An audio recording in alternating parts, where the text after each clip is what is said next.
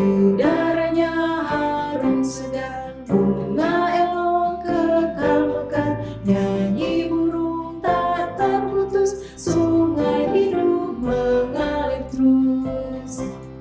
Negeri suci, negeri indah, ku rindu masuk ke sana dan memandang laut kaca, rumah elok bagi kita di dunia baru yang kekal, kita akan tetap tinggal. Alunan musik menggema, teramat merdu suaranya, malaikat memuji Tuhan bersama umat tebusan. Negeri suci, negeri indah, ku rindu masuk ke sana dan memandang laut kaca, rumah elok bagi kita di dunia baru yang kekal, kita akan tetap tinggal. Mari kita berdoa. Bapa di sorga, terima kasih Tuhan untuk Sabat yang indah yang kami boleh nikmati di saat ini. Dan kami akan memulaikan seluruh kegiatan ibadah kami di Sabat ini. Mohon tuntunan-Mu, biarlah Roh Kudus-Mu menyertai kami, agar setiap firman yang kami pelajari akan menjadi sumber kekuatan bagi kami untuk terus setia kepadamu, sampai Yesus datang pada kali yang kedua. Di dalam nama Yesus Kristus kami sudah berdoa. Amin. Selamat hari Sabat, saudaraku yang dikasihi Tuhan. Tahukah saudara bahwa saat Anda membiarkan anak-anak Anda melakukan kejahatan tanpa menegur mereka atau marah kepada mereka, itu adalah sebuah tindakan yang tidak menghormati Allah dan lebih menghormati anak-anak kita.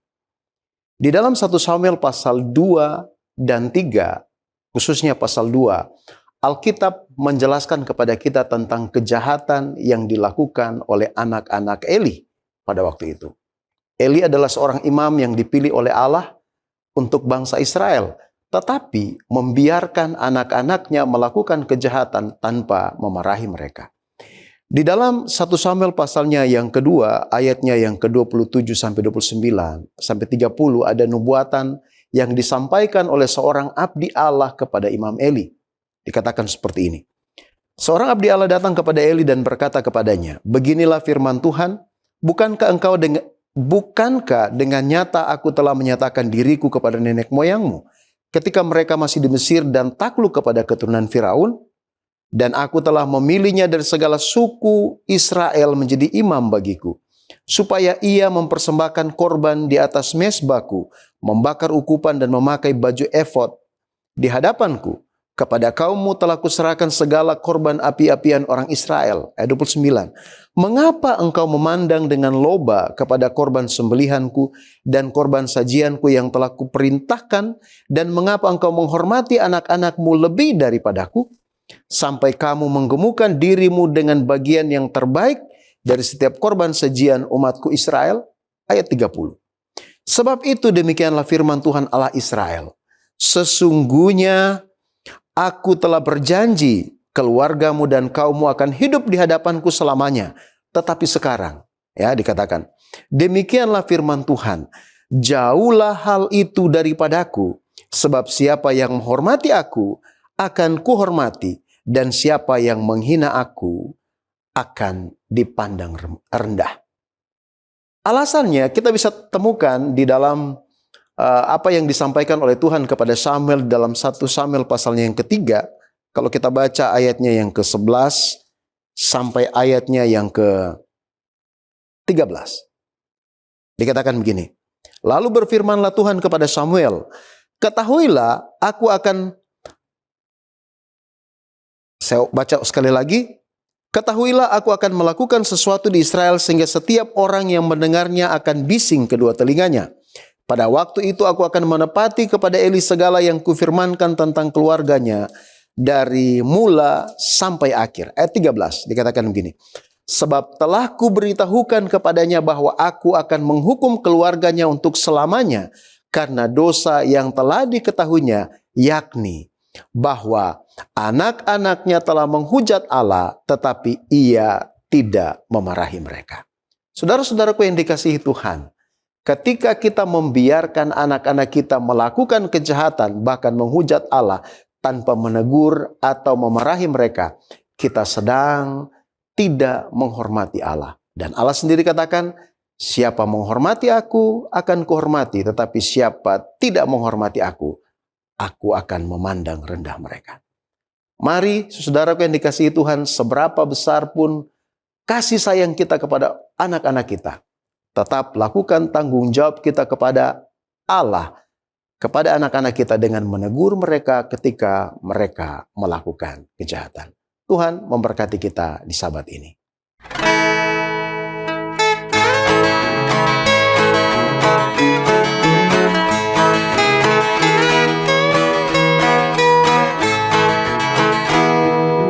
Maukah engkau bebas dari dosa, dalam darahnya ada kuasa?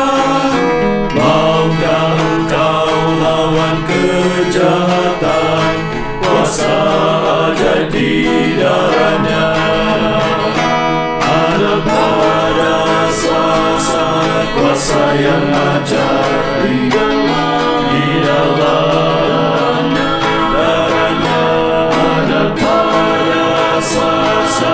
kuasa yang ajaib dalam darah domba Allah. Maukah bebas dari kelam Tuhan, dalam darahnya ada kuasa. Datanglah membasuh di Golgota, kuasa ajaib di darahnya.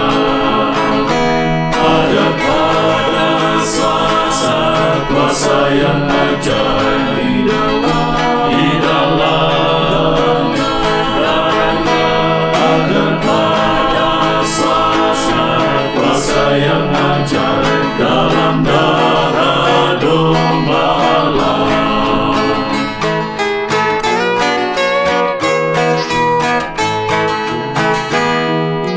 Maukah melayani Yesus Raja, dalam darahnya ada kuasa?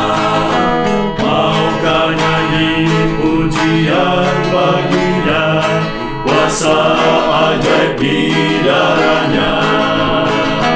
Ada pada kuasa yang ajaib di dalam darahnya. Ada pada kuasa yang ajaib dalam darah domba Allah.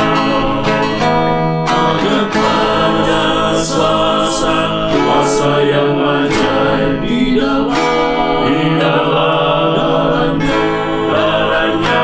Ada pada kuasa yang ajaib dalam darah domba Allah. Dalam darah domba Allah. Shalom, salam sejahtera di dalam kasih Tuhan kita Yesus Kristus. Puji Tuhan, kita boleh berjumpa kembali dalam program pendalaman Alkitab melalui pelajaran Sekolah Sabat bersama dengan kami Cornelius Media.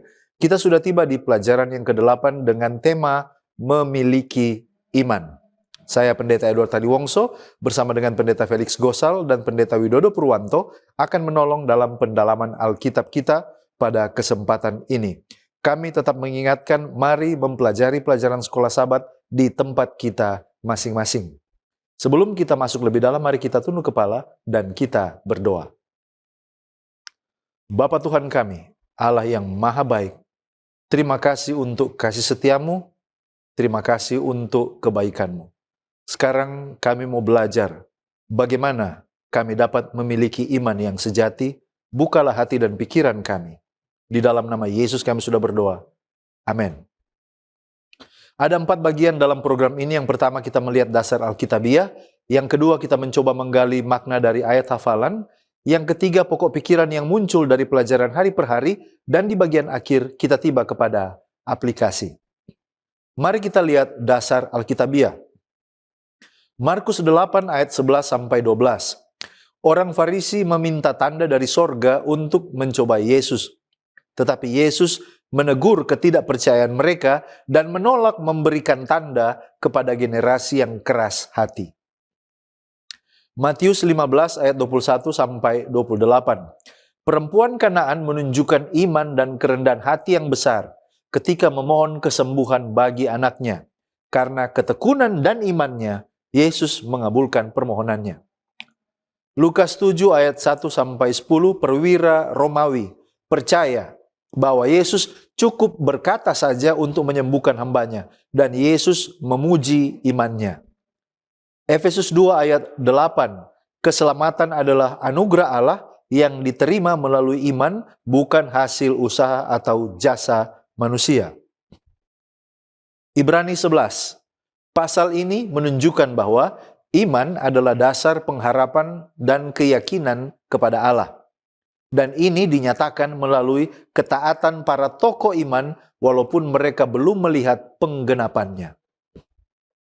Wahyu 14 ayat 12, umat Allah pada akhir zaman digambarkan sebagai orang-orang yang tekun memegang perintah Allah dan iman kepada Yesus.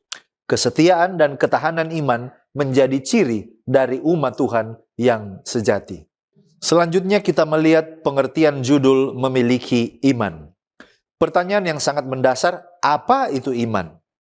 Iman adalah kepercayaan dan ketergantungan penuh kepada Allah berdasarkan firman dan janjinya, walaupun belum melihat hasil secara nyata. Ibrani 11 ayat 1 menyatakan bahwa iman itu adalah dasar dari segala sesuatu yang kita harapkan dan bukti dari segala sesuatu yang tidak kita lihat. Dalam pelajaran sepanjang pekan ini, iman itu bukan sekedar perasaan atau pikiran positif, tetapi hubungan yang hidup dengan Allah. Dan ini dinyatakan dengan percaya, berharap, dan taat kepadanya. Apakah iman itu bertumbuh atau langsung sempurna? Jawabannya, iman itu bertumbuh secara bertahap. Ada tokoh-tokoh Alkitab seperti Abraham, perempuan Kanaan, perwira Roma, menunjukkan ada proses belajar percaya kepada Allah melalui pengalaman hidup mereka. Jadi iman itu diperkuat melalui doa, melalui baca firman Tuhan, dan juga melalui ujian dan ketaatan sehari-hari. Karena itu, iman bukan sesuatu yang langsung sempurna sejak awal, tidak. Melainkan berkembang melalui hubungan yang terus-menerus dengan Kristus. Apakah ada yang disebut iman yang mati? Jawabannya ada. Iman yang mati adalah iman yang hanya berupa pengakuan di mulut tetapi tidak menghasilkan kehidupan yang berubah dan ketaatan kepada Allah. Nah, pelajaran pekan ini menekankan bahwa iman yang sejati selalu berkaitan dengan hubungan yang hidup dengan Tuhan, yang diwujudkan dalam kesetiaan. Wahyu 14 ayat 12 menggambarkan umat Tuhan sebagai mereka yang menuruti perintah Allah dan iman kepada Yesus. Jadi, iman yang tidak menghasilkan kesetiaan itu adalah iman yang kosong atau iman yang mati. Pertanyaan selanjutnya, bagaimana mengetahui bila seseorang memiliki iman yang hidup? Iman yang hidup itu nampak atau terlihat dari, yang pertama, ketekunan percaya walaupun keadaan sulit. Yang kedua, kehidupan berdoa yang terus-menerus. Yang ketiga, taat kepada firman Tuhan. Yang keempat, memiliki pengharapan kepada kedatangan Kristus. Yang kelima, selalu bersandar kepada Allah, bukan pada kekuatan sendiri. Ini adalah tanda orang yang memiliki iman. Lalu kemudian, kesetiaan di dalam pencobaan. Apakah mungkin manusia biasa seperti saudara dan saya, tetapi memiliki iman Yesus? Jawabannya adalah ya, itu sangat mungkin. Wahyu 14 ayat 12 berbicara tentang umat akhir zaman yang memiliki iman kepada Yesus atau iman Yesus. Ini berarti orang percaya dapat memiliki iman yang berasal dari hubungan dengan Kristus dan meneladani cara percaya serta taat Yesus kepada Bapanya. Ellen White di dalam Gospel Workers halaman 260 mengomentari tentang apa arti iman yang sejati. Dia katakan, iman bukanlah sekedar perasaan. Iman sejati sama sekali tidak berkaitan dengan presumsi. Hanya orang yang memiliki iman sejati yang terlindung dari presumsi. Sebab presumsi adalah imitasi iman yang diciptakan setan. Iman mengklaim janji-janji Allah dan menghasilkan buah-buah dalam ketaatan. Presumsi juga mengklaim janji-janji itu, tetapi menggunakannya sebagaimana yang dilakukan oleh setan untuk membenarkan pelanggaran. Iman seharusnya telah menuntun nenek moyang kita, Adam dan Hawa, untuk mempercayai kasih Allah dan menaati perintah-perintahnya. Tetapi kesombongan menuntun mereka untuk melanggar hukumnya. Dengan keyakinan bahwa kasih-Nya yang besar akan menyelamatkan mereka dari konsekuensi dosa mereka. Kita tiba pada ayat hafalan Ibrani 11 ayat 1. Iman adalah dasar dari segala sesuatu yang kita harapkan dan bukti dari segala sesuatu yang tidak kita lihat. Nah, mari kita lihat apa konteks dan latar belakang ayat ini. Nah, yang pertama, pada saat surat Ibrani ditulis, ada banyak orang percaya berlatar belakang Yahudi. Mereka tinggal di Yerusalem dan masih sangat bersemangat mempertahankan hukum upacara. Kita bisa lihat itu dalam Kisah Para Rasul pasal 21. Mereka masih merayakan hari raya, mempersembahkan korban hewan, dan bergantung pada bait suci yang ada pada saat itu. Mereka belum sepenuhnya memahami bahwa semua ritual itu bersifat sementara dan sudah digenapi dalam Kristus. Konteks Ibrani 11 adalah kebutuhan mendesak untuk membuka mata rohani mereka bahwa iman sejati tidak lagi berpusat pada bayangan, yaitu ritual-ritual yang ada pada saat itu, tetapi pada realitas, yaitu Kristus yang ada di surga. Kemudian yang kedua, jemaat Kristen Yahudi saat itu tampak tidak menyadari bahwa ada bencana yang akan segera menimpa mereka. Yerusalem dan bait suci akan dihancurkan oleh Romawi. Jika iman mereka masih berakar pada bangunan fisik dan ritual yang ada di dalamnya, maka kehancuran bait suci akan juga menghancurkan iman mereka. Ibrani 11 hadir sebagai jangkar di tengah krisis yang akan datang dengan menunjukkan para pahlawan yang beriman kepada janji Allah yang tidak terlihat. Kemudian yang ketiga, secara struktur, Ibrani 11 tidak berdiri sendiri. Pasal sebelumnya, yaitu pasal 10, diakhiri dengan peringatan serius. Kita bisa baca di dalam ayat 36. Di sana dikatakan kamu memerlukan ketekunan supaya sesudah kamu melakukan kehendak Allah, kamu memperoleh apa yang dijanjikan itu. Lalu pasal sesudahnya, yaitu pasal 11, di sana di ayat 1 memberikan definisi dari iman itu. Dan ayat 4-38 memberikan contoh-contoh konkret dari iman itu dalam pengalaman tokoh-tokoh Alkitab seperti Nuh, Musa, Abraham, dan lain sebagainya. Dan setelah pasal 11 kita masuk kepada pasal 12.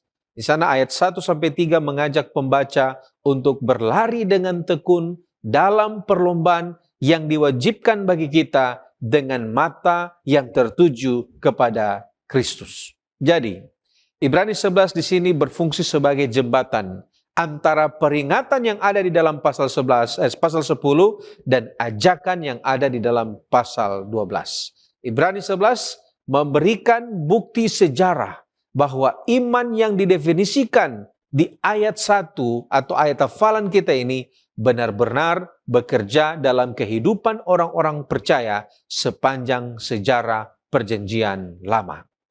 Seventh-day Adventist Bible Commentary jilid 7 halaman 389 mengatakan, sudah saatnya mata orang Kristen Yahudi dibukakan terhadap realitas surgawi. Ketika bait suci mereka dihancurkan, mereka perlu memiliki iman yang berlandaskan sesuatu yang pasti dan teguh dan yang tidak akan gagal. Jika pikiran mereka dapat diarahkan kepada imam besar surgawi, dan tempat kudus serta kepada kurban yang lebih baik daripada lembu dan kambing, mereka tidak akan gentar ketika bangunan duniawi semata lenyap. Nah, mari kita lihat pengertian ayat hafalan kita. Apa artinya dasar dan bukti di dalam ayat ini, dan apa artinya sesuatu yang kita harapkan dan sesuatu yang tidak kita lihat. Nah, mari kita lihat pertama-tama pengertian dasar dan bukti. Nah, kata dasar atau hipotasis ini secara harfiah berarti berdiri di bawah. Ini sama seperti fondasi gedung. Atau dalam konteks hukum zaman itu berarti sertifikat kepemilikan atau akte jaminan. Jadi iman di sini bukan sekedar berharap semoga itu terjadi, tetapi memiliki sertifikat. Artinya di sini adalah memiliki kepastian legal bahwa apa yang Tuhan janjikan itu sudah menjadi milik kita meskipun belum kita nikmati secara fisik. Sehubungan dengan ini, Seventh-day Adventist Bible Commentary jilid 7 halaman 471 mengatakan bahwa hypostasis digunakan dalam papirus kuno sebagai dokumen hukum yang digunakan seseorang untuk membuktikan kepemilikan propertinya. Dokumen-dokumen tersebut bukanlah properti itu sendiri, tetapi memberikan bukti keberadaannya dan haknya atas properti tersebut. Oleh karena itu, hypostasis di sini dapat diartikan sebagai akte kepemilikan. Iman adalah akte kepemilikan. Dengan iman, orang Kristen menganggap dirinya sudah memiliki apa yang telah dijanjikan kepadanya. Mari kita lanjut. Apa bukti? Apa artinya bukti dalam ayat ini? Nah, bukti ini muncul dalam kata elekos. Kata ini berarti pembuktian, keyakinan yang kuat atau alat ukur. Sehubungan dengan ini, komentari Advent mengatakan iman tidak boleh disamakan dengan sikap mudah percaya, karena iman diperkuat sampai batas tertentu oleh bukti. Kemudian mari kita lanjut. Apa pengertian sesuatu yang diharapkan dan sesuatu yang tidak dilihat? Nah, sesuatu yang diharapkan ini merujuk pada janji-janji Allah yang penggenapannya masih di masa depan atau bersifat eskatologis. Jadi kita berharap bukan dalam arti ragu-ragu, tetapi dalam arti menantikan dengan pasti sesuatu yang sudah dijanjikan yang akan terjadi di masa yang akan datang. Sedangkan sesuatu yang tidak dilihat ini merujuk pada kebenaran-kebenaran rohani yang nyata adanya, tetapi tidak dapat kita lihat atau tidak dapat kita tangkap oleh indera fisik kita. Itu termaksud keberadaan Allah pada saat ini, kasih-Nya yang kita rasakan saat ini, pengampunan dosa yang kita rasakan, penyertaan Roh Kudus.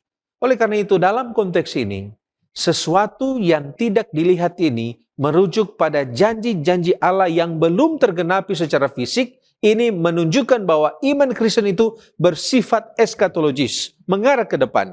Kita hidup hari ini berdasarkan kepastian masa depan yang telah dijanjikan Allah. Jadi secara sederhana, Ibrani pasal 11 ayat 1 ini mengajarkan bahwa iman itu adalah jembatan yang menghubungkan apa yang diharapkan dengan sesuatu yang tidak kelihatan saat ini.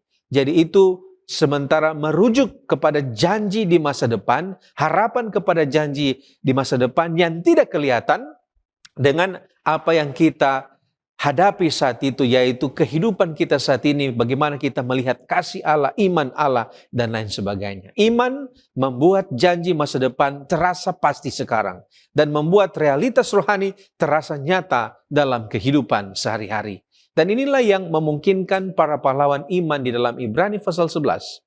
Mereka bertindak berani karena mereka melihat Dia yang tak kelihatan dan hidup hari ini seolah-olah janji itu sudah terjadi hari ini.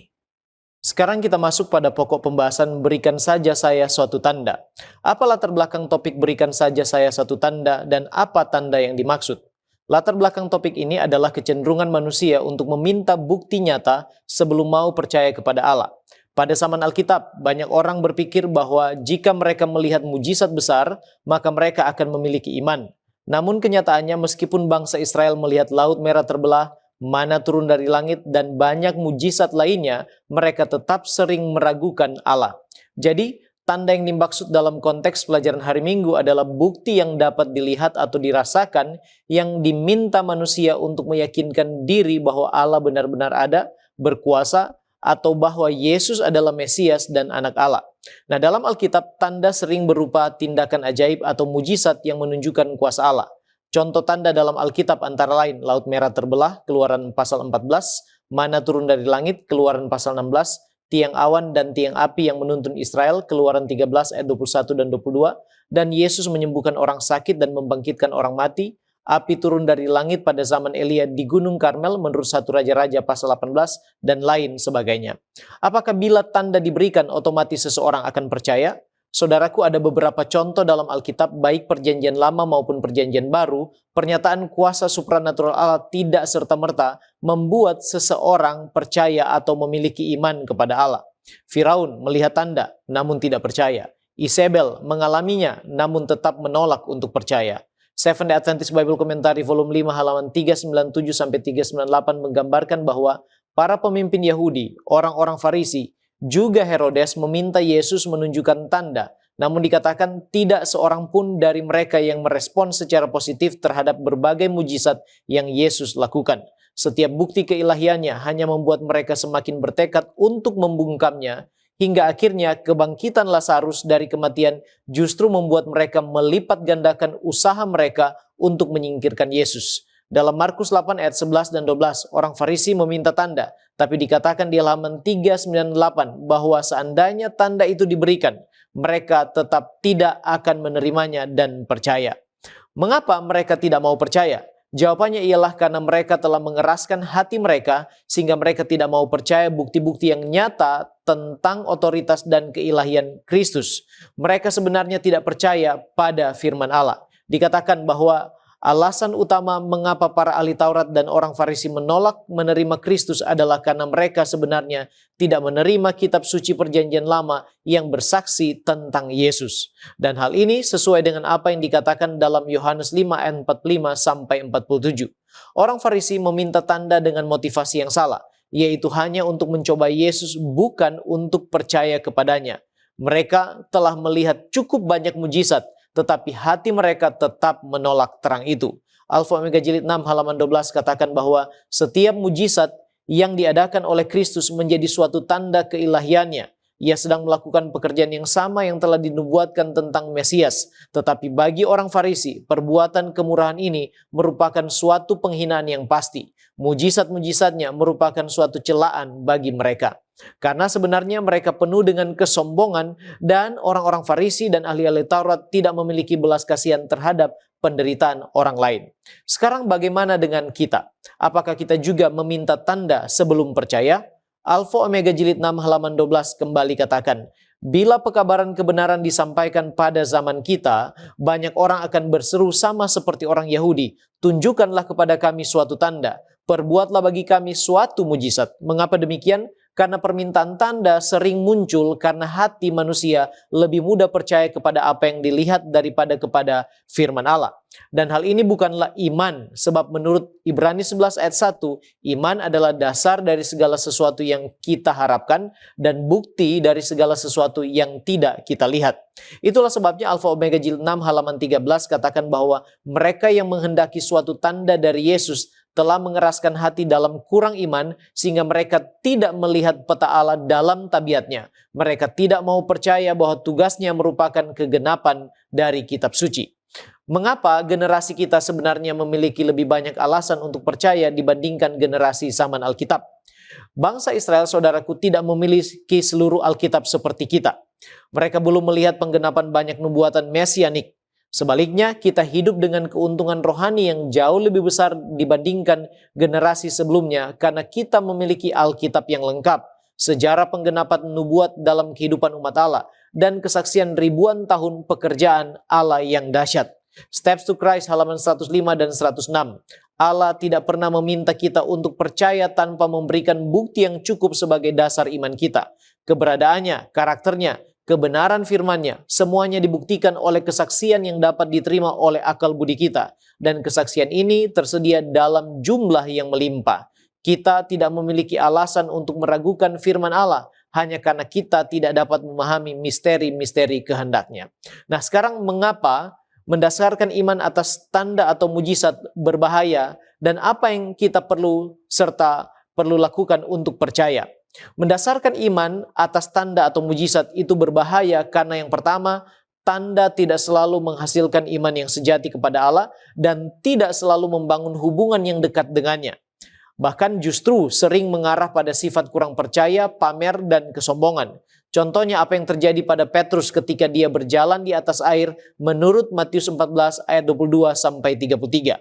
Alfa Omega Jilid 6 halaman 12. Kristus tidak mengadakan mujizat atas permintaan orang Farisi. Ia tidak mengadakan mujizat di padang belantara sebagai jawaban terhadap sindiran setan. Ia tidak memberikan kepada kita kuasa untuk membuktikan diri atau memuaskan tuntutan sifat kurang percaya dan kesombongan kita. Yang kedua, ada kemungkinan jatuh dalam tipu daya setan. Maranatha halaman 207 katakan, musuh sedang bersiap untuk menipu seluruh dunia dengan kuasa mujizatnya. Ia akan menyamar sebagai malaikat-malaikat terang, bahkan menyamar sebagai Yesus Kristus. Kita memerlukan tuntunan Allah melalui Roh Kudus. Alfa Omega Jilid 6 halaman 13. Dalam memasyurkan sabda Allah, tanda yang harus ditunjukkan sekarang dan senantiasa ialah hadirnya Roh Kudus untuk menjadikan sabda itu suatu kuasa yang membaharui bagi mereka yang mendengarnya.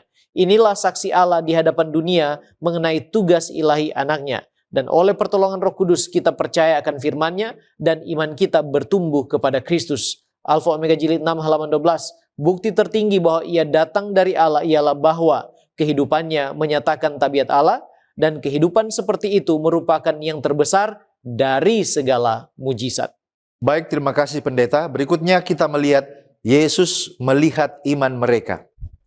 Bagaimana Yesus menilai iman orang-orang yang datang kepadanya? Dalam beberapa ayat, contohnya Markus 4 ayat 40, Matius 15 ayat 21 sampai 28, dan juga Lukas 7 ayat 1 sampai 10. Mari kita lihat satu demi satu. Yang pertama, murid-murid dalam Markus 4 ayat 40. Alkitab mengatakan mereka takut ketika badai datang. Lalu Yesus berkata, "Mengapa kamu begitu takut? Mengapa kamu tidak percaya?" Ini menunjukkan bahwa iman murid-murid masih lemah meskipun mereka pada waktu itu sudah bersama dengan Yesus. Selanjutnya, perempuan Kanaan di dalam Matius 15 ayat 21 sampai 28. Ia tetap memohon meskipun tampaknya ditolak. Ia menunjukkan kerendahan hati dan ketekunannya untuk mencari Yesus. Dan Yesus katakan, "Hai ibu, besar imanmu." Yesus melihat dan memuji iman dari perempuan ini. Kemudian ada juga perwira dalam Lukas 7 ayat 1 sampai 10. Perwira ini percaya bahwa Yesus cukup memberi perintah dari jauh untuk menyembuhkan hambanya. Dan Yesus takjub atas iman dari orang kafir ini. Dia katakan, iman sebesar ini tidak pernah aku jumpai bahkan di antara orang Israel sekalipun. Lalu selanjutnya ada seorang ayah dalam Markus 9 ayat 24. Dia mengakui bahwa imannya masih bercampur dengan keraguan. Dia katakan, aku percaya, tolonglah aku yang tidak percaya ini. Yesus melihat bukan hanya perkataan seseorang, tetapi kondisi iman di dalam hati mereka diperhatikan dan dilihat oleh Yesus. Apa yang diajarkan Alkitab tentang hubungan atau korelasi antara iman, keraguan, dan juga tindakan Allah dalam hidup manusia? Yang pertama, iman adalah dasar hubungan dengan Allah. Tanpa iman, tidak mungkin ada orang yang berkenan kepada Allah. Ibrani 11 ayat 6. Iman berarti percaya pada karakter dan kuasa Allah. Yang kedua, iman itu tidak selalu sempurna. Murid-murid punya iman, tapi iman yang kecil. Ayah dalam Markus 9 tadi punya iman, tapi bercampur dengan keraguan. Tetapi Yesus tetap bekerja, menolong dan menghargai mereka ini. Yang berikut, Yesus itu memperhatikan iman kita. Mujizat seringkali dikaitkan dengan respons iman seseorang. Kadang mujizat juga diberikan untuk memperkuat iman kita. Di sini kita belajar bahwa Allah tidak menolak orang yang datang dengan iman yang lemah, tapi jujur dan tidak berpura-pura. Di sini kita lihat ada peran antara akal sehat dan juga iman. Allah menciptakan manusia dengan kemampuan berpikir. Dia mengundang dialog untuk mencari hikmat dan pengertian. Contohnya, Allah berdialog dengan Abraham, dengan Musa, bahkan juga dengan Ayub. Artinya, Tuhan tidak mau kita beriman secara buta, tapi Dia mau kita menggunakan semua kuasa, kemampuan berpikir kita untuk mempercayai Dia. Namun demikian, ada titik di mana manusia tidak dapat memahami seluruh rencana Allah. Nah, pada titik ini, iman mengambil peran untuk mempercayai Allah yang tidak terbatas. Iman Kristen adalah kepercayaan yang masuk akal kepada Allah yang setia, bahkan ketika manusia belum memahami semuanya sepenuhnya. Bagaimana kita dapat membangun iman yang kuat ketika kita menghadapi keraguan atau situasi hidup yang sulit? Ada beberapa cara. Yang pertama, datang kepada Yesus dengan jujur, seperti ayah di dalam Markus 9 tadi. Yang kedua, isi pikiran kita dengan firman Tuhan. Oleh karena Roma 10 ayat 17 mengatakan, iman timbul dari pendengaran akan firman Kristus. Yang ketiga, ingat pengalaman bersama Allah di masa lalu. Kalau kita ingat pertolongan Tuhan di masa lalu, itu memperkuat iman kita masa kini. Yang selanjutnya, yang keempat, tidak memelihara keraguan. Mengapa? Keraguan itu, kalau ada pada kita, kita bawa kepada Tuhan, bukan dipelihara. Karena keraguan dapat menghalangi kita untuk memiliki iman yang sejati. Berbicara tentang Yesus mengetahui iman kita, Ellen White mengatakan dalam Faith I Live By halaman 122. Dia, kepala pasukan Roma, memiliki keyakinan pada kata-kata Kristus yang hanya diucapkan untuk memulihkan hambanya. Ketika Yesus mendengarnya, dia takjub. Sesungguhnya aku berkata kepadamu, aku belum pernah menemukan iman yang begitu besar. Tidak, bahkan tidak di antara orang Israel. Di sini, ada seorang pria yang tidak mengaku orang Israel, yang tidak memiliki kesempatan yang telah diterima Israel secara berlimpah, yang dalam iman dan penghargaan kepada Kristus jauh di depan bangsa Israel yang telah dijadikan Tuhan sebagai gudang kebenaran yang paling suci dan berharga. Yesus tahu dan Yesus melihat perwira ini, justru imannya membuat Yesus takjub. Kita tiba pada pembahasan mengenai iman bukanlah perasaan. Nah, mengapa Yesus menggunakan analogi biji sesawi sebagai iman? Bukankah kita harus memiliki iman yang besar, bukan iman yang kecil? Nah, saudaraku yang terkasih, ada beberapa hal yang perlu kita perhatikan mengenai hal ini. Yang pertama, kuasa iman itu terletak pada objek iman itu sendiri, bukan pada besarnya iman.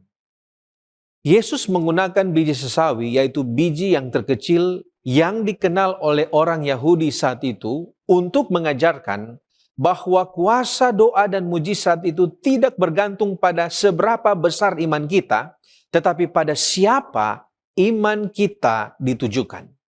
Iman sebesar biji sesawi yang ditunjukkan kepada Allah yang Maha Kuasa jauh lebih berkuasa daripada iman sebesar gunung yang ditujukan kepada diri sendiri atau kepada kekuatan lain.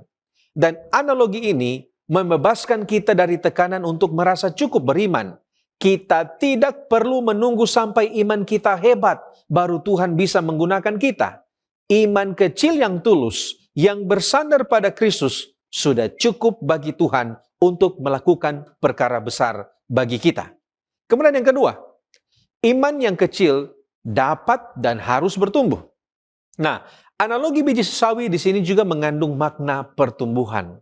Di dalam Matius pasal 13, Yesus sendiri membandingkan kerajaan surga dengan biji sesawi yang tumbuh menjadi pohon besar. Demikian pula iman. Ia dimulai dari titik kecil saat pertama kali kita percaya, tetapi melalui pemuritan, pengalaman, penyertaan Roh Kudus, maka iman itu seharusnya bertumbuh semakin kuat dan berbuah. Jadi, Yesus tidak menekankan sesuatu yang kecil di sini. Biji sesawi bukan sebagai keadaan final dari iman itu, tetapi menunjukkan bahwa iman yang memiliki atau iman yang kecil itu memiliki potensi untuk bertumbuh dan menghasilkan dampak yang luar biasa jika dipelihara dengan benar. Kemudian yang ketiga, Jika Yesus hanya menerima iman sebesar gunung, maka kebanyakan orang akan putus asa. Tetapi dengan memakai analogi biji sesawi, Yesus menunjukkan bahwa iman yang menyelamatkan dan berkuasa itu dapat diakses oleh siapa saja. Orang sederhana, orang yang baru bertobat, orang yang merasa lemah, semua bisa. Dan ini adalah kabar baik. Kita tidak perlu menjadi pendeta untuk memiliki iman yang berkenan kepada Tuhan. Oleh karena itu, kita bisa mulai dari mana kita berada, dengan apa yang kita punya, kita dapat beriman kepada Yesus. Nah, saudaraku yang terkasih, di dalam buku In Heavenly Places halaman 116, di sana dikatakan, bukan besarnya iman, melainkan ketulusan imanlah yang diterima oleh Allah. Nah, mungkin kita bertanya, apakah iman adalah pemberian atau iman adalah respon manusia? Nah, saudaraku yang terkasih, yang pertama, secara teologis, iman itu adalah pemberian Allah, tetapi iman membutuhkan respon manusia. Efesus pasal 2 ayat 8 berkata, sebab karena kasih karunia, kamu diselamatkan oleh iman, itu bukan hasil usahamu, tetapi pemberian Allah. Ayat ini jelas bahwa iman itu adalah pemberian. Ada kemampuan, di dalam ayat ini menunjukkan bahwa kemampuan untuk beriman itu adalah anugerah, pemberian dari Allah. Tetapi anugerah ini tidak membuat manusia itu seperti robot atau pasif.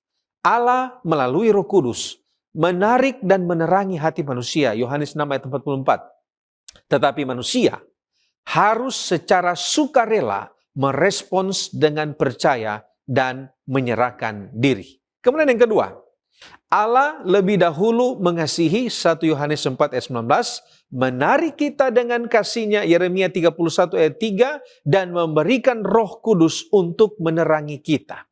Tetapi kita harus mendengar suaranya dan membuka pintu, Wahyu pasal 3 ayat 20.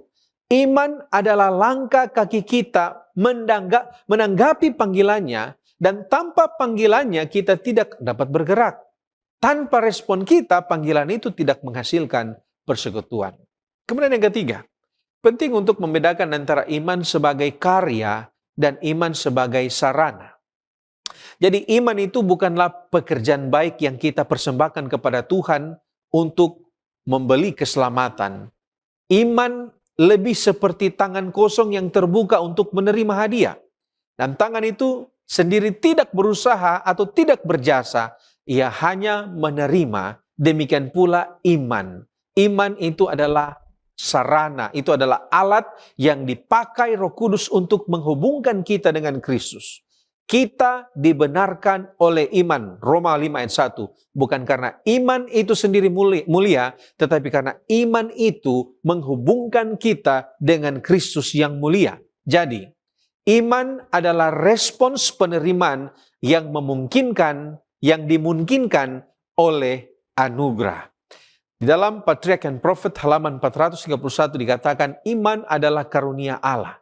Tetapi kekuatan untuk menggunakannya adalah milik kita. Iman adalah tangan yang dengannya jiwa meraih tawaran rahmat dan belas kasihan ilahi. Kita datang pada pokok pembahasan contoh-contoh iman. Dalam konteks pelajaran sekolah sahabat, apa yang dimaksud dengan contoh-contoh iman? Contoh-contoh iman adalah kehidupan nyata orang-orang yang mempercayai Allah, mentaati firman-Nya, dan tetap setia kepadanya meskipun menghadapi kesulitan, ketidakpastian, penderitaan, bahkan kematian.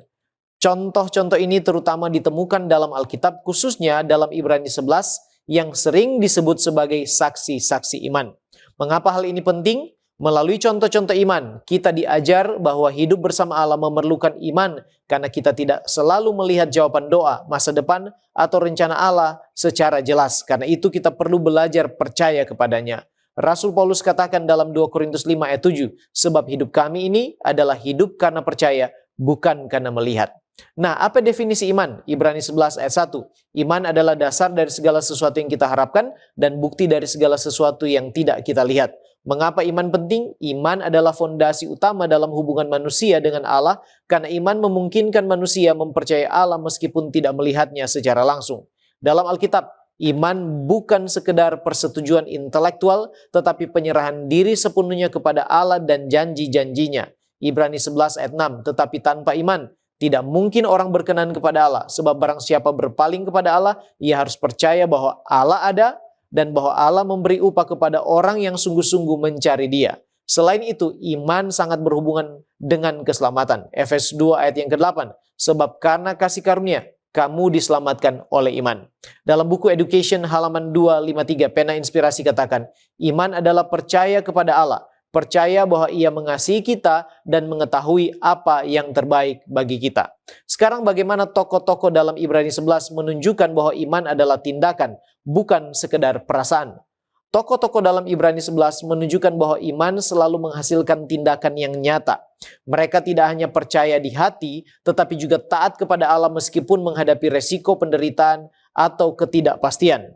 Nuh, contoh iman yang menunjukkan ketaatan. Ibrani 11 ayat 7, karena iman maka Nuh dengan taat mempersiapkan bahtera. Nuh belum pernah melihat air bah, tetapi ia tetap membangun bahtera karena ia taat kepada perintah Allah. Yang kedua contohnya, Abraham. Contoh iman yang berserah. Ibrani 11 ayat yang ke-8. Karena iman, Abraham taat, lalu berangkat tanpa mengetahui tempat yang ia tujui. Abraham meninggalkan zona nyaman, karena percaya pada pimpinan Allah. Dia berserah sepenuhnya. Yang ketiga, Musa. Contoh iman yang menyatakan kesetiaan. Ibrani 11 ayat 25. Ia lebih suka menderita sengsara dengan umat Allah. Musa meninggalkan kemewahan Mesir demi kesetiaan kepada Allah. Dalam buku Patriarchs and Prophets halaman 153 di sana dikatakan, iman yang sejati dinyatakan melalui perbuatan. Dan Steps to Christ halaman 60, ketaatan adalah buah dari iman. Yakobus 2 ayat 17 dan 26. Demikian juga halnya dengan iman. Jika iman itu tidak disertai dengan perbuatan, maka iman itu pada hakikatnya adalah mati. Sebab seperti tubuh tanpa roh adalah mati, demikian jugalah iman tanpa perbuatan-perbuatan adalah mati. Apakah bila kita beriman berarti tidak ada keraguan lagi? Alkitab menunjukkan bahwa orang-orang percaya bisa mengalami keraguan, tetapi Allah tidak menolak orang yang datang kepadanya dengan iman yang lemah, sebab iman itu bertumbuh melalui hubungan yang terus-menerus dengan Allah. Steps to Christ halaman 105. Allah tidak pernah menghilangkan kemungkinan keraguan. Iman kita harus bertumpu pada bukti, bukan pada demonstrasi. Mereka yang ingin ragu akan memiliki kesempatan untuk melakukannya. Sementara mereka yang benar-benar ingin mengetahui kebenaran akan menemukan banyak bukti untuk menopang iman mereka. Termasuk keberadaan kita dan alam semesta sesuai dengan Mazmur 19 ayat 1 dan 2 dan 139 ayat yang ke-14. Steps to Christ halaman 9. Alam dan wahyu sama-sama menyaksikan kasih Allah. Dan dalam buku The Ministry of Healing halaman 411 dikatakan setiap bunga, pohon, dan sinar matahari semuanya berbicara tentang pencipta, yaitu Allah. Sekarang bagaimana cara praktis menguatkan iman saat kita mengalami keraguan? Yang pertama, berdoa meminta hikmat dan kekuatan Allah. Markus 9 ayat yang ke-24, tolonglah aku yang tidak percaya ini, ya Tuhan. Yang kedua, mendengarkan dan mempelajari firman-Nya. Iman timbul dari pendengaran dan pendengaran oleh firman Kristus. Roma 10 ayat yang ke-17. Dan yang ketiga, tetap berjalan bersama dengan Allah. Hidup kami ini adalah hidup karena percaya, bukan karena melihat. 2 Korintus 5 ayat yang ke-7. Dan yang keempat, mengizinkan Roh Kudus memimpin, sebab Yohanes 16 ayat 13 katakan, Ia akan memimpin kamu ke dalam seluruh kebenaran. Dalam Barnett's Notes on Bible dikatakan, keraguan tidak selalu berarti tidak memiliki iman. Seringkali itu adalah pergumulan menuju iman yang lebih matang atau lebih dewasa. Sekarang bukankah mereka yang merupakan contoh iman justru mengalami penderitaan di dunia ini? Bagaimana kita harus mengikuti mereka? Apa keuntungan yang didapatkan? Benar bahwa para pahlawan iman mengalami penderitaan di dunia ini, tapi mereka memiliki jaminan dari Allah akan sesuatu yang lebih berharga, yaitu kehidupan kekal di dunia yang baru. Ibrani 11 ayat 36-40. Ada pula yang diejek dan didera, bahkan yang dibelenggu dan dipenjarakan. Mereka dilempari, digergaji, dibunuh dengan pedang. Mereka mengembara dengan berpakaian kulit domba dan kulit kambing sambil menderita kekurangan, kesesakan, dan siksaan. Dunia ini tidak layak bagi mereka. Mereka mengembara di padang gurun dan di pegunungan, dalam gua-gua dan celah-celah gunung. Dan mereka semua tidak memperoleh apa yang dijanjikan itu, sekalipun iman mereka telah memberikan kepada mereka suatu kesaksian yang baik. Ibrani 11 ayat 13 dan 16. Dalam iman, mereka semua ini telah mati sebagai orang-orang yang tidak memperoleh apa yang dijanjikan itu, tetapi yang hanya dari jauh melihatnya dan melambai-lambai kepadanya, dan yang mengakui bahwa mereka adalah orang asing dan pendatang di bumi ini. Tetapi sekarang mereka merindukan tanah air yang lebih baik, yaitu satu tanah air surgawi. Sebab itu Allah tidak malu disebut Allah mereka, karena Ia telah mempersiapkan sebuah kota bagi mereka.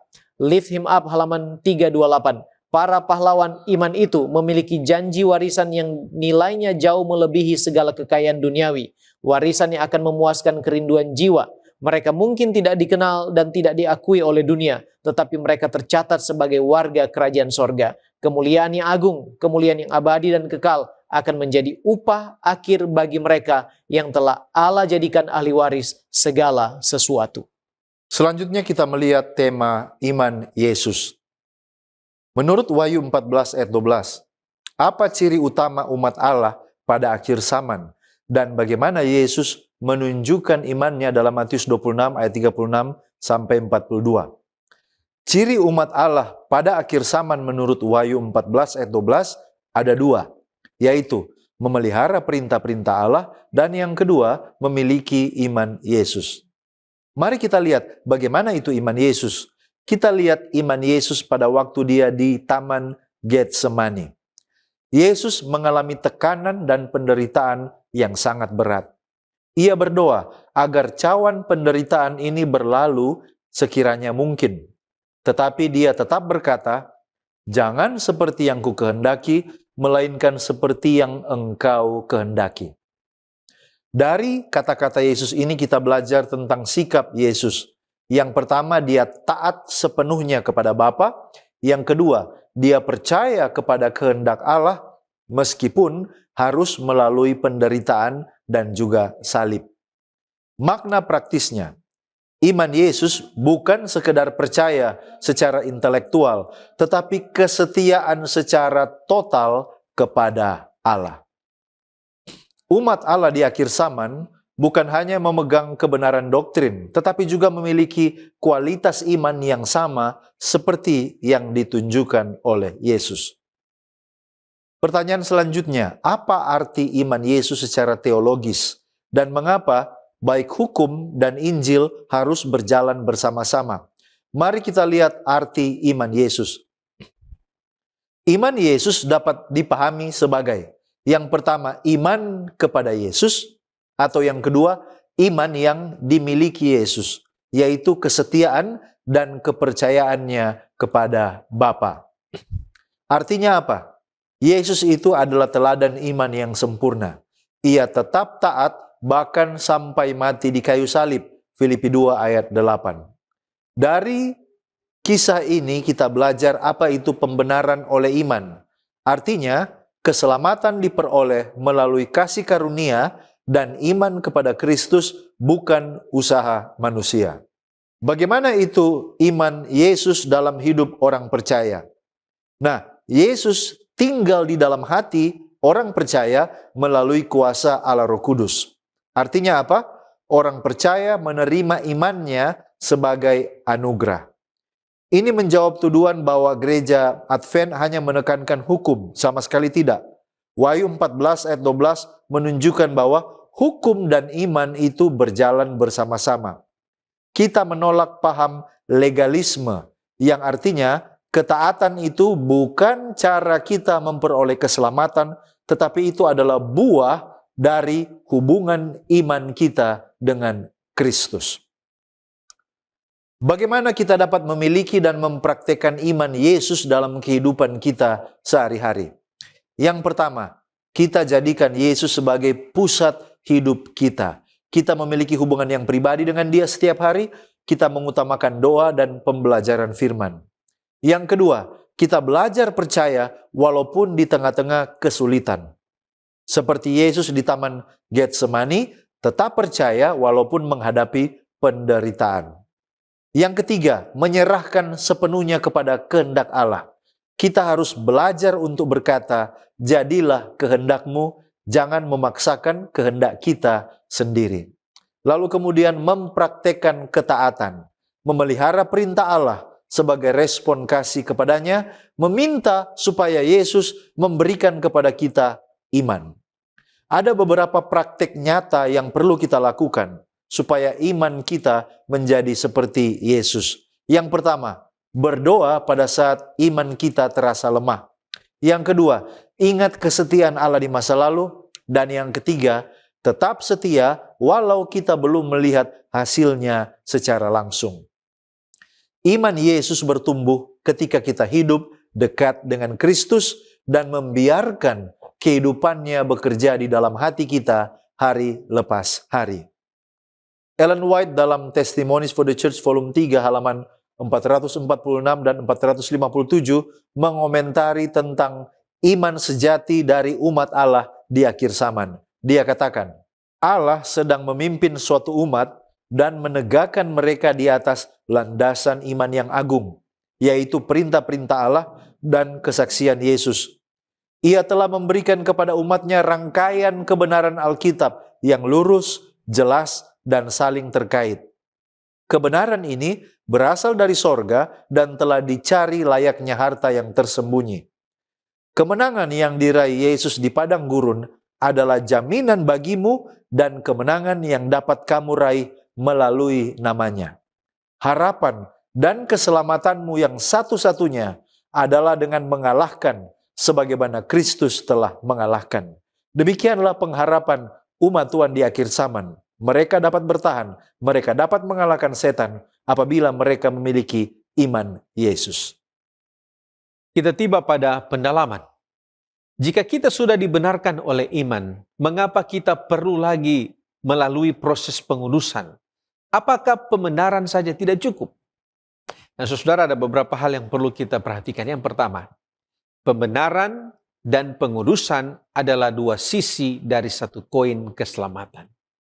Pembenaran atau justification itu adalah tindakan Allah yang menyatakan kita tidak bersalah di hadapannya karena iman kepada Yesus. Dan ini adalah perubahan status hukum dari yang terhukum menjadi diterima. Dan ini terjadi sekali saat kita percaya, Roma pasal 5 ayat 1. Nah, sedangkan pengudusan atau sanctification, ini adalah proses yang mengubah karakter kita menjadi serupa dengan Kristus. Ini adalah perubahan sifat dan perilaku yang berlangsung seumur hidup. 1 Tesalonika 5 ayat 23. Di dalam buku Sanctification halaman 10 mengatakan bahwa pengudusan bukanlah pekerjaan sesat. Itu adalah proses. Setelah kita dibenarkan, kita perlu proses dalam kehidupan kita. Kemudian yang kedua, iman yang sejati selalu menghasilkan buah.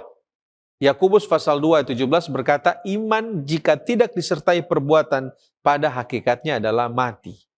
Nah, pembenaran oleh iman itu bukan berarti kita bisa pasif tanpa terus hidup, atau kita bisa hidup pasif dan terus hidup dalam dosa. Nah, justru sebaliknya, iman yang menyelamatkan itu adalah iman yang hidup, yang secara alami menghasilkan buah pertobatan dan juga kekudusan. Kita tidak berjuang untuk dikuduskan agar diselamatkan, tetapi kita berjuang untuk dikuduskan karena kita sudah diselamatkan. Pengudusan adalah bukti syukur dan respon cinta kepada Allah yang telah membenarkan kita. Nah, mungkin kita bertanya, apa hubungan puasa dengan iman? Bagaimana dengan orang yang tidak mampu berpuasa oleh karena alasan kesehatan? Nah, saudara, puasa itu adalah latihan spiritual yang memperkuat otot iman kita. Puasa itu bukan cara untuk membeli perhatian Tuhan atau menambah poin keselamatan. Puasa adalah disiplin rohani yang membantu kita melatih ketergantungan total kepada Allah. Saat kita menahan kebutuhan fisik, entah itu makanan, kita diingatkan bahwa manusia hidup bukan dari roti saja, tetapi dari setiap firman yang keluar dari mulut Allah. Matius 4 ayat 4. Secara teologis, puasa mengosongkan ruang bagi ego dan keinginan daging sehingga Roh Kudus dapat mengisi dan menguatkan iman kita. Iman seperti otot. Jika dilatih dengan disiplin seperti puasa, itu akan menjadi lebih kuat dan kita dapat selalu mengandalkan Tuhan. Kemudian, kita harus mengerti bahwa prinsip di balik puasa itu adalah penyangkalan diri dan fokus kepada Allah. Jadi inti dari puasa itu bukan sekedar tidak makan, tetapi ada penyangkalan diri di sana, ada fokus kepada Allah, self-denial dan God focus. Dan puasa ini mengajarkan kita untuk berkata tidak pada keinginan diri agar kita bisa berkata ya pada kehendak Tuhan. Dan ini selaras dengan ajaran Yesus. Matius 16 ayat 24, setiap orang yang mau mengikut aku, ia harus menyangkal dirinya. Jadi hubungan puasa dan iman adalah puasa adalah sarana praktis untuk melatih iman agar lebih murni, lebih fokus, dan lebih bergantung pada Allah, bukan pada kenyamanan diri sendiri. Kemudian yang berikut, puasa itu bukan ritual. Bagi orang yang tidak dapat berpuasa secara fisik, Allah melihat hati, bukan sekedar melihat tindakan luar. Bagi mereka yang tidak mampu berpuasa oleh karena alasan kesehatan, misalnya mereka mungkin menderita MAH, atau mungkin diabetes, atau mungkin ibu hamil, usia lanjut, dan lain sebagainya, maka prinsip penyangkalan diri dan fokus Allah itu tetap dapat diterapkan dalam bentuk lain. Nah, puasa dalam bentuk lain itu bisa berupa puasa media sosial. Menahan diri dari scrolling media sosial untuk lebih banyak berdoa, merenung, fokus kepada Tuhan. Kita juga bisa melakukan puasa hiburan, mengurangi waktu menonton, bermain, untuk membaca Alkitab dan melayani sesama. Ada juga puasa mengurangi makanan tertentu, atau puasa menahan diri dari belanja yang tidak perlu, dan lain sebagainya. Jadi intinya di sini adalah bagaimana kita bisa menahan diri kita dan boleh fokus kepada Tuhan di dalam sebuah hubungan. Di dalam Celebrations of Disciple, Celebration of Discipline, halaman 45 sampai halaman 50, di sana ada ide yang mengatakan bahwa puasa adalah disiplin yang membebaskan kita dari perbudakan keinginan fisik. Puasa yang alkitabiah selalu berpusat pada Kristus dan dilakukan dengan sukacita, bukan sebagai beban hukum. Bagi yang tidak mampu berpuasa makanan, prinsip penyangkalan diri dapat diterapkan dalam area lain. Saudaraku, sebagai penutup dan aplikasi dari apa yang kita pelajari dan diskusikan bersama, bagaimana agar kita memiliki iman dan menumbuhkannya? Sekali lagi saudaraku, iman timbul dari pendengaran dan pendengaran oleh firman Kristus, Roma 10 ayat 17. Jadi iman bertumbuh ketika seseorang membaca, mendengar, mempelajari, dan merenungkan firman Tuhan setiap hari.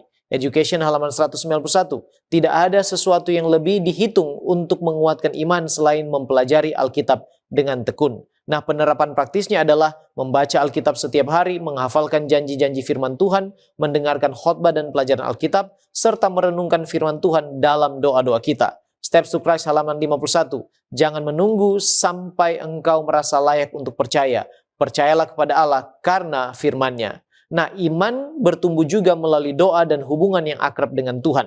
Doa membuka hubungan pribadi dengan Allah. Ketika doa dijawab, pengalaman bersama Tuhan akan memperkuat iman kita. Steps to Christ halaman 94.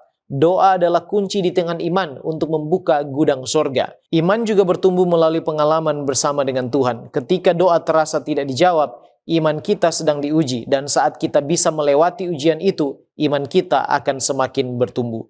Testimonies for the Church jilid 5 halaman 578. Iman bertambah kuat melalui konflik dan keraguan.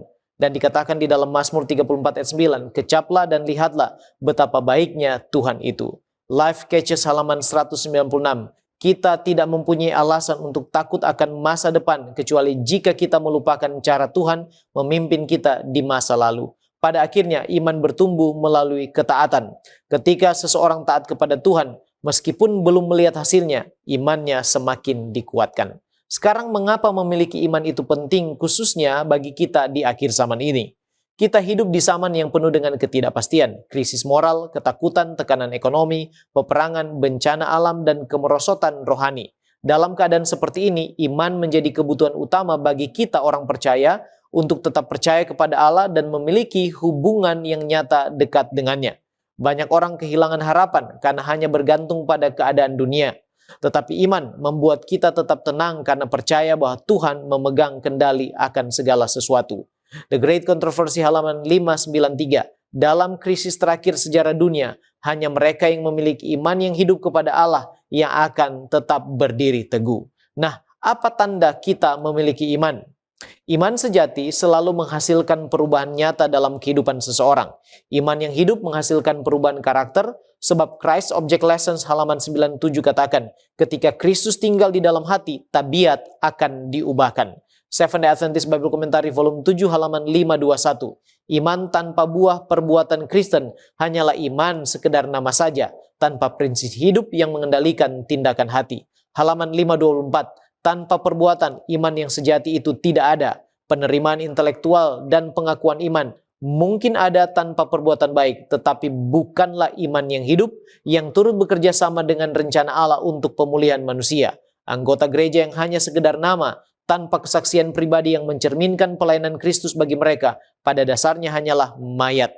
Itulah sebabnya Yesus katakan dalam Yohanes 14 ayat 15, "Jikalau kamu mengasihi aku, kamu akan menuruti segala perintahku." Mari saudaraku, kita berdoa agar kita memiliki iman yang aktif, hidup, dan bertumbuh dalam hubungan kita dengan Allah melalui Yesus Kristus dan Roh Kudus yang nyata lewat pikiran, perkataan, dan perbuatan kita sehari-hari, sehingga pada akhirnya kita didapati memiliki iman dan setia dan akan dibawa masuk ke dalam kerajaan sorga untuk hidup yang kekal yang telah Allah janjikan. Mari kita tunduk kepala dan berdoa. Bapa kekal, Allah kami yang bertahta di sorga. Kami bersyukur memiliki Allah yang baik dan setia seperti Engkau. Engkau tidak pernah tinggalkan dan biarkan kami. Saat ini Engkau beri kami kesempatan untuk kembali belajar dari firman-Mu. Kami memerlukan kuasa Roh Kudus. Menuntun kami ya Tuhan, kepada pengertian yang benar akan kehendak-Mu.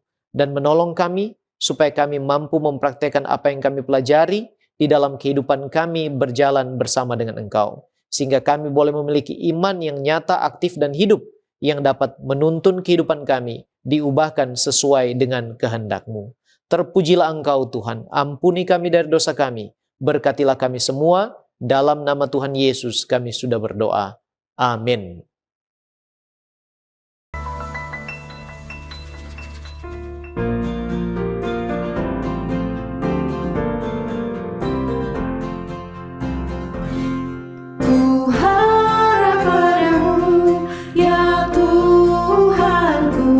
Suaramu yang merdu hibur aku harap selalu padamu ya Yesus. Oh berkatilah aku selamanya. Ku harap padamu datang hampir di percobaanku.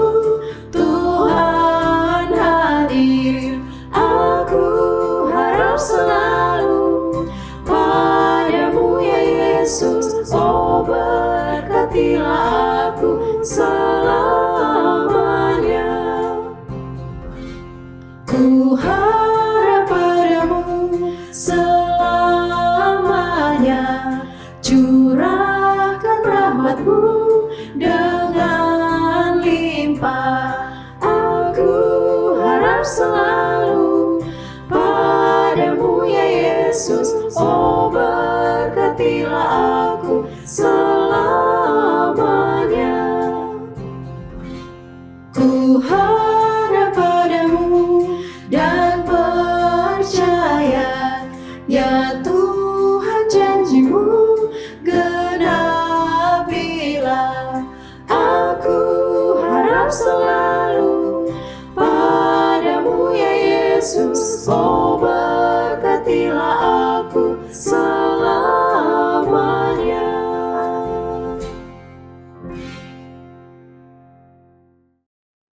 Mari kita berdoa. Bapa kami yang berdiam di takhta kemuliaan sorga, di hari yang indah dan mulia ini, hari yang diberkati, hari Sabat Tuhan, kami anak-anak-Mu datang menghadap Dikau dengan segala pujian dan syukur karena Tuhan begitu mengasihi kami. Saat ini Bapa, kami percaya lewat ibadah ini Tuhan telah menyediakan berkat-berkat indah. Untuk itu ya Bapa, kami berdoa khusus hamba Tuhan yang akan membawakan firman-Mu. Kiranya Tuhan akan mengurapi dia agar dia berkata-kata sesuai dengan kehendak Tuhan. dan pekabaran yang dia bawakan dapat menjadi berkat kepada kami semua ya Tuhan. Dan pada saat ini hamba juga berdoa untuk semua anak-anak Tuhan yang sedang beribadah bersama. Kiranya berkat-berkat Sabat yang limpah akan Tuhan karuniakan di dalam kehidupan anak-anak-Mu.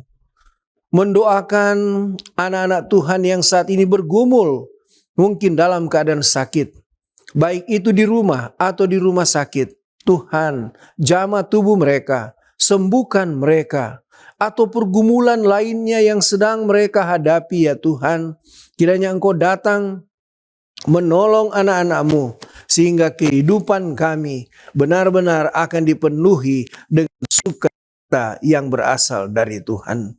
Seluruh rangkaian acara kami pada saat ini, kami mau serahkan hanya ke dalam tangan Tuhan. Biarlah kehendak Tuhan yang berlaku di dalam ibadah kami pada hari Sabat yang indah ini.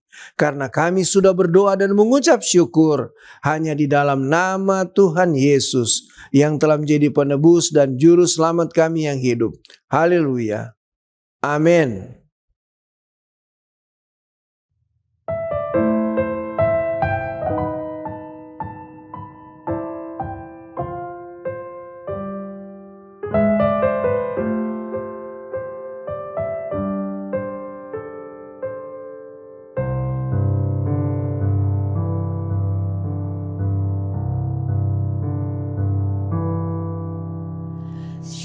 Tuhan yang baik, Bapa yang setia, Beta pun jalan hidup baru sesuai kehendak-Mu.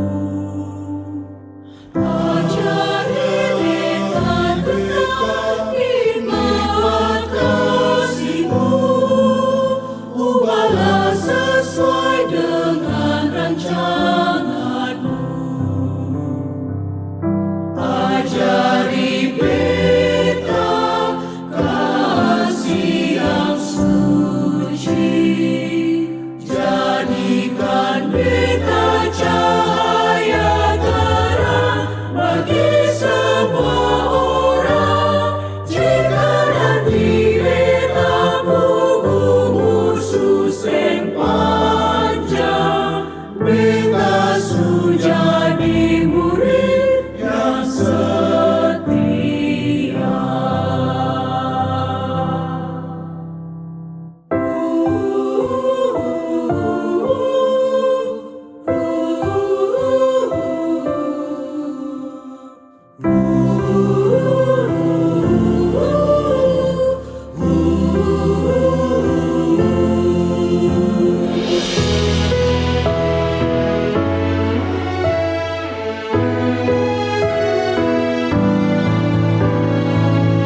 Ajari Beta kasih yang suci, jadi cahaya terang di dalam dunia.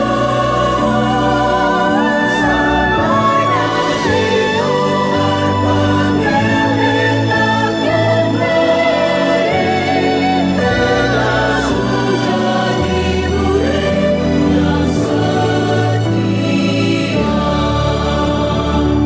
jadi pengikut-Mu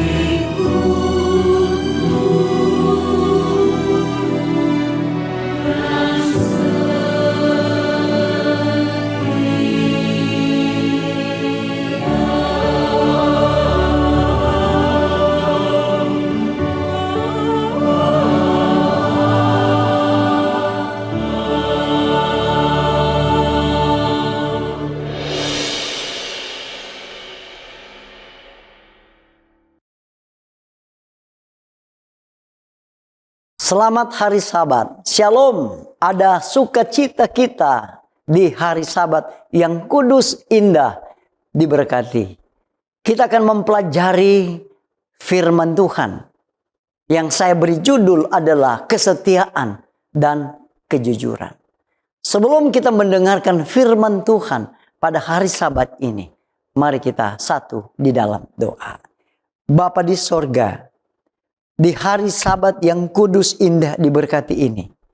Kami rindu untuk mendengarkan firman-Mu.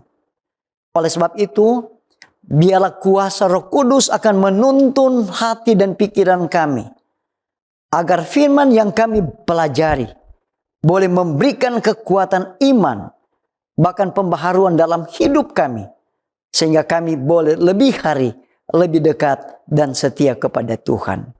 Dan biarlah Engkau pakai hamba-Mu untuk menjadi saluran berkat. Di dalam nama Yesus kami berdoa. Amin. Saudara-saudara, pada hari Sabat ini saya memilih ayat tema terdapat di dalam Perjanjian Baru dalam kitab Lukas pasal 16 ayat yang ke-10. Apa yang dikatakan dalam ayat ini? Ayat ini berkata, barang siapa setia dalam perkara-perkara kecil, ia setia juga dalam perkara-perkara besar. Saudara-saudara yang dikasihi Tuhan, di dunia yang penuh kompromi ini, dua nilai yang semakin langka adalah kesetiaan dan kejujuran. Banyak orang ingin berhasil, tetapi tidak semua mau hidup benar.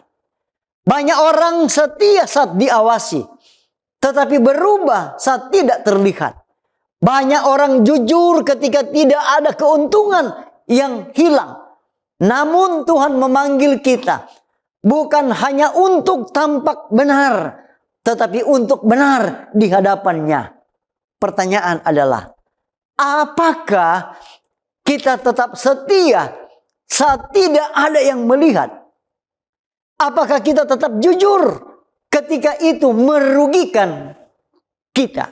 Saudara-saudara, mari kita lihat apa prinsip Alkitab. Di dalam Lukas pasal 16 ayat yang ke-10, di sana ditekankan kesetiaan dimulai dari hal yang kecil. Tuhan tidak langsung mempercayakan perkara yang besar. Dia menguji kita. Dia menguji saya dan saudara-saudara. Dia menguji hati kita melalui tanggung jawab kecil. Hal yang sederhana. Rutinitas sehari-hari. Kalau kita melihat dalam Alkitab, contoh dalam Daniel pasal 6 ayat yang ke-5. Daniel tetap setia dalam doa, dalam prinsip, dalam tekanan. Ia tidak berubah meski ada ancaman. Jadi saudara-saudara, kesetiaan Daniel bukan muncul tiba-tiba, tetapi itu hasil dari kebiasaannya. Seorang penulis rohani dalam buku Christ Object Lesson mengatakan, kesetiaan dalam hal-hal kecil adalah bukti kesiapan untuk tanggung jawab yang lebih besar. Artinya, Tuhan melihat detail hidup kita, cara kita bekerja, cara kita berbicara, cara kita mengelola waktu. Kejujuran sebagai karakter Kristus. Dalam Amsal 12 ayat 22, di sana dikatakan, timbangan serong adalah kekejian bagi Tuhan, tetapi orang yang berlaku setia dikenannya. Jadi saudara-saudara, kejujuran bukan sekedar moral sosial. Itu adalah standar ilahi. Contoh, kita melihat dalam Alkitab, dalam Kejadian pasal 39 ayat yang ke-9, apa yang dikatakan? Bagaimana mungkin aku melakukan kejahatan yang besar ini dan berbuat dosa terhadap Allah? Saudara-saudara, Yusuf jujur bukan karena takut manusia, tetapi karena takut akan Tuhan. Ujian kejujuran diuji ketika ada kesempatan untuk curang. Tidak ada yang tahu dan ada keuntungan pribadi. Seorang penulis rohani dalam buku pendidikan berkata, kejujuran yang teguh harus dipertahankan bahkan jika dunia runtuh. Ini arti Artinya, kejujuran bukan situasional. Kejujuran adalah identitas. Saudara-saudara, menjadi pertanyaan, apa hubungan kesetiaan dan kejujuran? Kesetiaan dan kejujuran tidak bisa dipisahkan. Kesetiaan tanpa kejujuran adalah munafik. Kejujuran tanpa kesetiaan adalah tidak konsisten. Ada contoh di dalam Alkitab. Dalam buku Kisah Para Rasul pasal 5 ayat 1 sampai 15. Di sini diceritakan bagaimana Ananias dan Safira. Mereka tampak setia memberi, tetapi mereka tidak jujur. Hasilnya apa, saudara-saudara? Hasilnya adalah mereka kehilangan kepercayaan. Mereka kehilangan hidup. Oleh sebab itu pesan penting adalah Tuhan tidak hanya melihat tindakan, tetapi juga motif hati.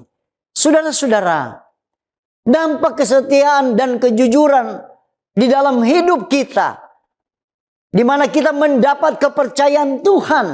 Dalam Matius 25:21 berkata, baik sekali perbuatanmu itu, hai hambaku yang baik dan setia. Jadi Tuhan mencari bukan yang paling berbakat, tapi yang paling setia. Menjadi terang dunia. Dalam Filipi 2:15, kamu bercahaya di antara mereka seperti bintang-bintang di dunia.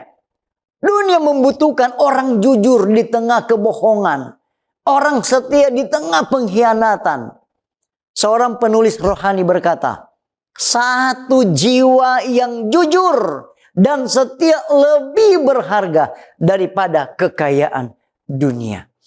Saudara-saudara, menjadi pertanyaan, bagaimana kita hidup setia dan jujur? Yang pertama adalah mulai dari hal kecil, tepat waktu, bertanggung jawab, dan tidak menunda-nunda. Yang kedua adalah kita harus melatih hidup kita. Kita harus latih hati kita yang takut akan Tuhan saat sendirian dan tetap benar saat tidak diawasi. Dengan kata lain, tetap jujur. Yang ketiga adalah hindari kompromi kecil. Karena kompromi kecil dampaknya akan menjadi dosa yang besar. Dan yang keempat adalah minta kekuatan Roh Kudus agar kita tidak bisa hidup jujur tanpa pertolongan Tuhan. Saudara-saudaraku yang kekasih, hari ini Tuhan tidak bertanya seberapa hebat kita, seberapa hebat saya dan saudara-saudara, seberapa sukses kita, tetapi Tuhan bertanya seberapa setia dan jujur hidup kita. Mari kita berkomitmen setia dalam perkara kecil, jujur dalam segala hal, dan hidup takut akan Tuhan.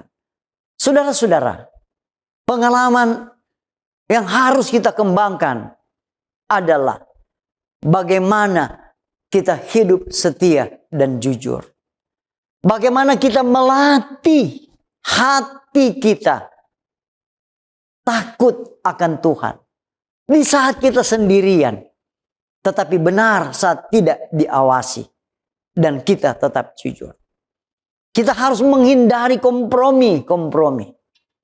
Dan kita meminta kuasa Roh Kudus akan terus ada di dalam kehidupan kita.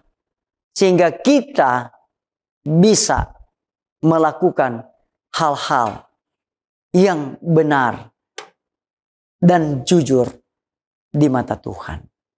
Kita akan tutup khotbah pada hari Sabat ini. Mari kita satu di dalam doa. Bapa kami yang ada di sorga, kami bersyukur dan berterima kasih di hari Sabat yang kudus, indah, diberkati ini. Kami boleh beribadah di dalam khotbah. Dan kiranya Engkau Tuhan, ajar kami untuk setia dalam perkara-perkara yang kecil dan jujur dalam segala hal, untuk karakter kami seperti Kristus. Dan tolong kami berdiri teguh walaupun dunia tidak jujur. Dalam nama Yesus kami berdoa. Amin.